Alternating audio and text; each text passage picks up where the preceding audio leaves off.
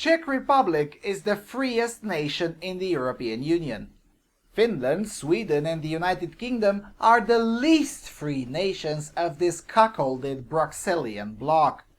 This is according to the Epicenter Network, who released its first Nanny State Index. Can't say that I'm too surprised with the results. Let's explore.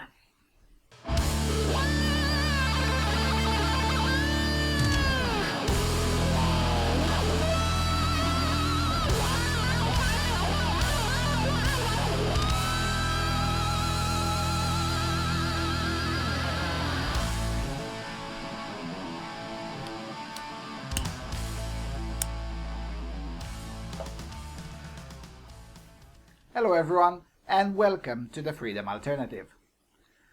One of the biggest diseases that humanity suffers from is the cancerous existence of the nanny state. Now, the amount of cancer varies from society to society, but even very poor third world countries still do tend to suffer from this cancer, as it is being forcefully exported to them by the countries who have gotten used to having cancer. The epitome of the cancerous existence of the nanny state is, of course, the European Union of Soviet Socialist Republics, as evidenced by the fact that it's the only continent except Antarctica that hasn't experienced any relevant economic growth for the last 7 years. But aside from the dwindling economic freedom, particularly in Western Europe, personal freedom is also dwindling to levels that occasionally make the former communist oppressors look quite kind in comparison. My favorite example is the ease of buying alcohol and brewing alcohol in your own backyard. Under communism, the state didn't give a flying fuck over what you were doing there, as long as there was no report of someone dying or getting seriously ill from your booze, and as long as you didn't become a threat, i.e. to make something so good that you could become rich from that product. Now, you try doing that in Sweden today. There's more regulations on alcohol in Sweden, and Finland for that matter, than Hungary, Slovakia, Bulgaria, Romania, and Croatia combined.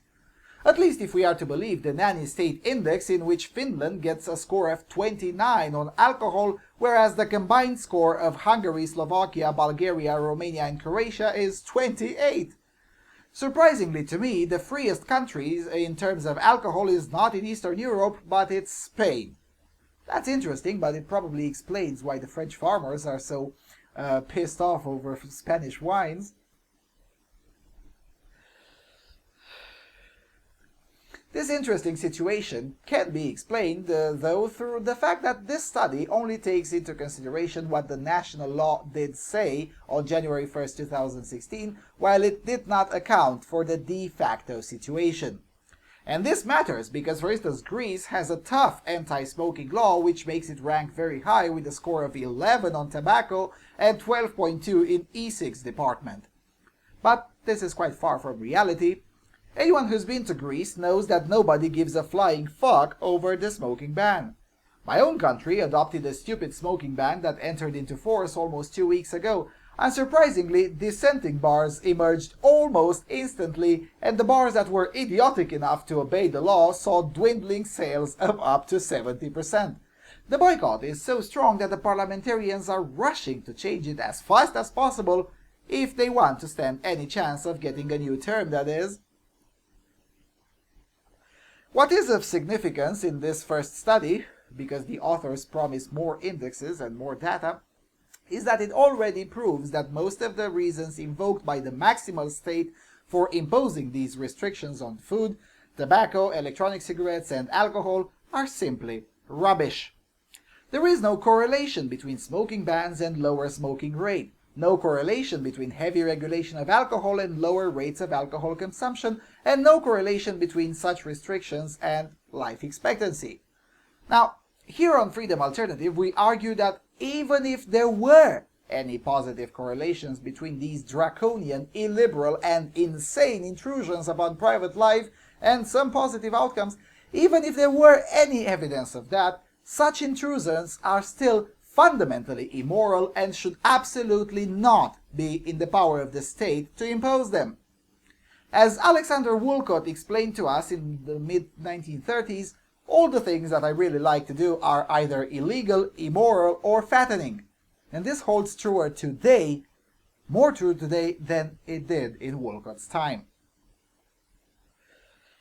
In Europe, we simply have far less social freedom than we used to have in the 1930s. The leftists keep on telling us that we're moving towards progress, and we do in some respects, but those are in spite of the state and not thanks to it. But in terms of personal liberty, most of the countries in Europe, particularly those trapped in the European Union, simply are less free than they were in the interwar period, such as early 1930s. My solution? Simply ignore and break with impunity all of the nanny state's regulations. When I see a bullshit law, my first and only question is, how do I break it? Remember, when a law is unjust, man is not only right to disobey it, but man is morally obligated to do so. And with that being said, thank you for watching and for supporting this channel. I'll see you soon on Freedom Alternative.